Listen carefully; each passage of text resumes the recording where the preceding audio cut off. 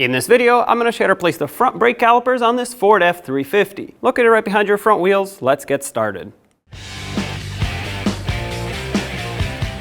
With the truck safely raised and supported, let's remove the wheel. Some wheels may have a center cap like this one, others might not. If yours does, all you need is a little pry bar or screwdriver to pop it out. It should have a cutout, so just look around to find it and pry it right off. That'll expose all 8 21mm lug nuts. So with a 21mm socket, remove them all.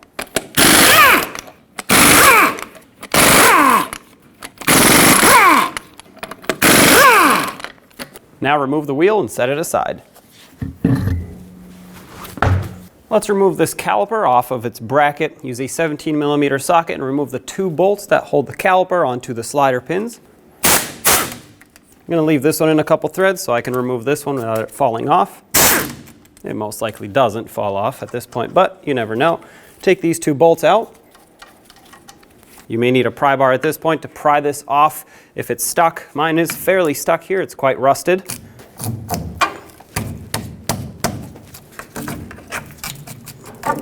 Just work it back and forth, bottom and top.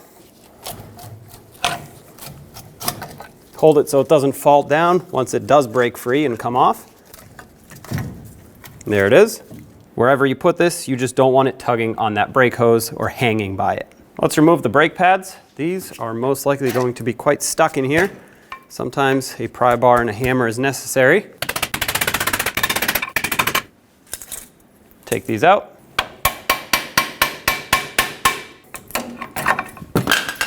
If you turn the steering wheel all the way, that'll give you much better access to use a power tool on these 2 21mm headed bolts holding the caliper onto the front axle. So let's take these off. Leave this one in a couple threads so we can hold this on while we remove the top one. Finish taking this off, set the caliper bracket aside. Let's get the new caliper ready for installation. We first have to remove the caliper from the bracket. That way we can properly lubricate everything. Use a 17mm socket and remove the 2 slider pin to caliper bolts.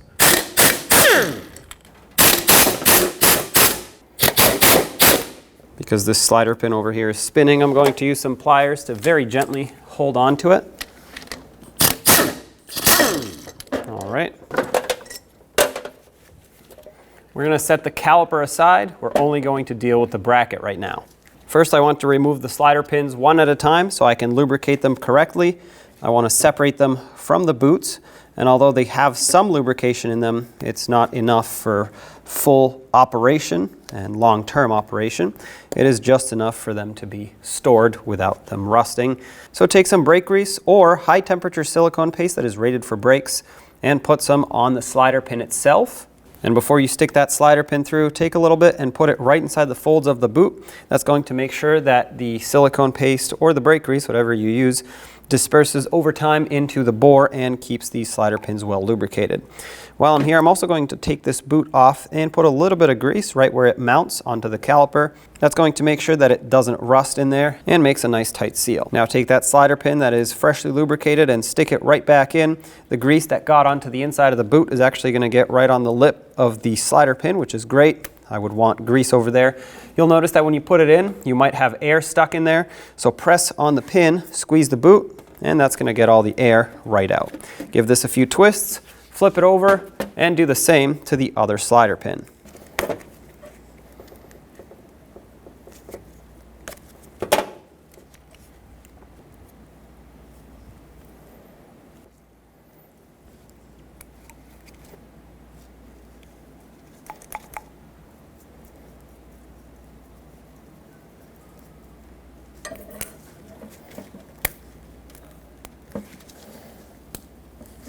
Now in the areas where the pads ride, you want a little bit of grease or silicone paste here. Same grease that we used on the slider pins. And you want a thin layer because if you put too much, it's actually going to squeeze out when the pads go on here and it's going to push that into the rotor potentially. You want to avoid that. So keep it nice and thin. And the anti-rattle clips in this case actually go on the pads, not on the caliper bracket.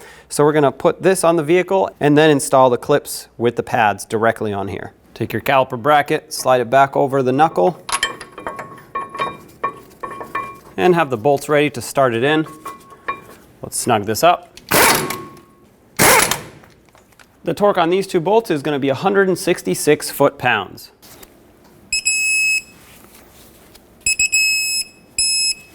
To get your pads ready for installation, you want to get your anti-rattle clips. You'll see that they have on the top a longer arm and a shorter one. The longer one is going to go on the top part of the pad. I know it's on the bottom right now. So there we go. This is the top part, and then this is going to be considered your bottom part of the pad. And you want to put it this way so that these can actually push on the caliper bracket and push the pad away when it is not being used and the brakes aren't applied, basically. Flip this over and do the same on the bottom. And with the same done on the outer pad, slide these in. Keep in mind those two long and short tabs do not go in the caliper bracket. They go over and hook on to allow this pad to slide. There we go. From the old caliper, let's remove the brake hose. So with a 15mm socket, take the banjo bolt off. Have a collection bucket underneath so it can catch all of the brake fluid that's going to leak out. Remove the banjo bolt with the washers. Take the provided banjo bolt that came with the caliper and put one copper washer on. Then stick it through the hose. On the other side, put another copper washer on. And then start the banjo bolt with the hose sandwiched in between the two washers on the caliper. Snug this up just enough so it stops leaking. We'll torque it once the caliper is mounted. Now take your brake caliper, slide it over the pads and over the slider pins. Start in your bolts and snug them up. Torque these two mounting bolts to 56 foot-pounds. If your slider pin is spinning like this, you can use some pliers and hold it. Just be very careful. Optionally, what you can do is move it a little bit and then stick a screwdriver right in between the flat area of the pin and the caliper.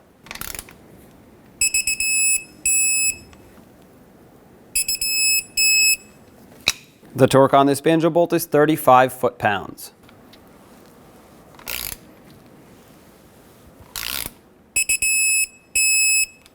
That's nice and tight. What you're actually looking to do is squish these two copper washers, and that's what's going to create your tight seal and make sure no brake fluid will leak out. In order to allow the caliper to start bleeding, I'm going to remove the bleeder screw cap now and use a 10mm wrench to break this bleeder screw free. Just going to leave it like this with the collection bucket underneath. Now let's wait for our gravity bleed to be done. Basically, gravity will pull fluid through the line into the caliper and push any air out of the bleeder screw. This should get most, if not all, of the air out of this system. But if you need to bleed the brakes further because you think there's air stuck in there, you'll see exactly how to do a full manual brake bleed at the end of the video. For now, let's just wait for this to be done. All right, there's our trickle of clean, fresh brake fluid with no air bubbles. So let's close this off.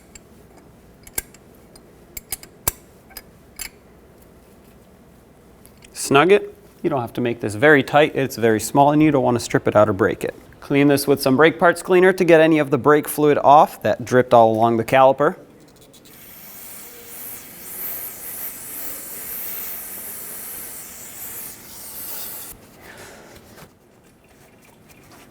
And cap this off with a little boot. Let's get the wheel on. Install all 8 lug nuts. We'll bottom them out in a cross pattern to seat the wheel evenly, and then also in a cross pattern, we'll torque them to 165 foot-pounds.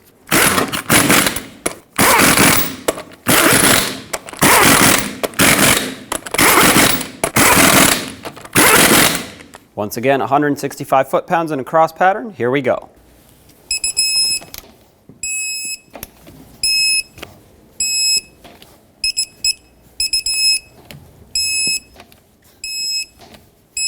Double check them if you want. I'm sure that mine are tight. So now, because I had this cover, I'm going to put this back on, line it up, if yours had it, with the lug nuts, and then tap it on. There you have it. Take it for a road test. On the driver's side of your engine bay, you'll find your brake master cylinder. Looking closer, I'm going to use a rag and just wipe off all the debris that's around here since it has some sand and buildup. I don't want any of it getting into the master cylinder, contaminating my fluid.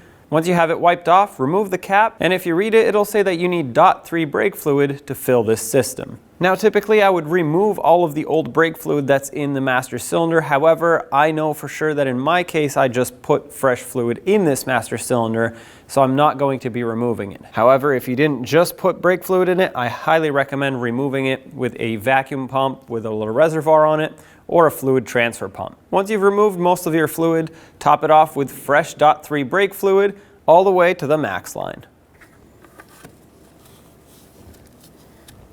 We are now ready to start the bleeding process. The sequence on this truck is going to be starting at the right rear wheel, that's the passenger side rear. Then you move over to the left rear, driver's side rear that is. Then you want to top off the master cylinder so it doesn't go too low on fluid. Then you move over to the right front and bleed that caliper. And then lastly the left front, which is the driver's side front caliper. After that you top it off again. And if you feel that you need to bleed more, repeat the same procedure in the same sequence until you're satisfied with the feel of the brake pedal, not forgetting to top it off every other caliper. We are now at the right rear caliper and we're going to put a 3/8 wrench on the bleeder screw. Have a collection bucket underneath ready to catch the fluid. I actually have this hose attached to a little bottle that's going to do that for me. And of course an assistant in the vehicle ready to pump up that brake pedal so we can actually create pressure and bleed the system. I'm going to set this up and you can go ahead and pump.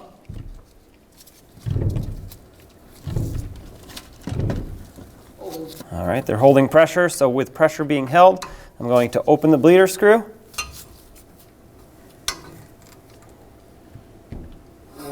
Okay, pedal hit the floor, so I'm going to close it off. Go ahead and pump again.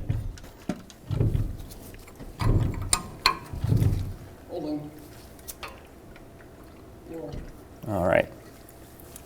Go ahead and pump one more time. This is nice clean brake fluid. You want to do this until you see clean brake fluid and of course no air bubbles coming out of the bleeder screw. All right. Perfect. I'm going to remove my hose. This was a perfect bleed. You can let go of the brake pedal now. We have clean fluid and no air bubbles. So I'm going to wipe this off, spray some brake parts cleaner if needed. And of course, if you have the little cap that goes on the bleeder screw, go ahead and put that on. Now we're going to repeat the process on the left rear caliper, do the exact same thing, and then top off the master cylinder and move to the front.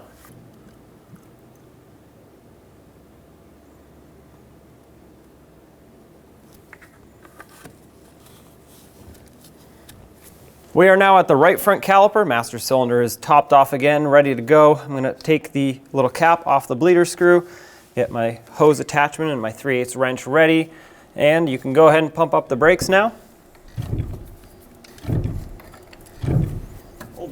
All right, holding pressure. So open this up. Okay, hit the floor, close it. All right, go ahead and pump again.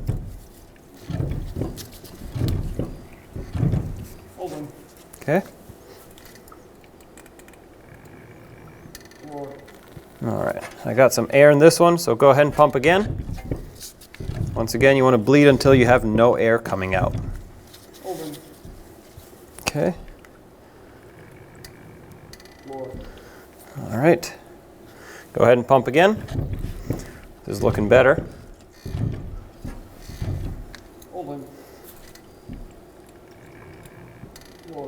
Perfect. You can let go of the brake pedal now.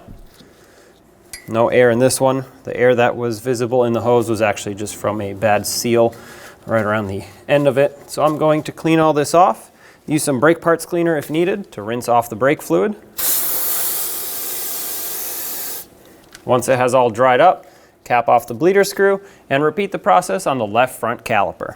Now that we're done bleeding, let's top off the master cylinder one last time to make sure it's full.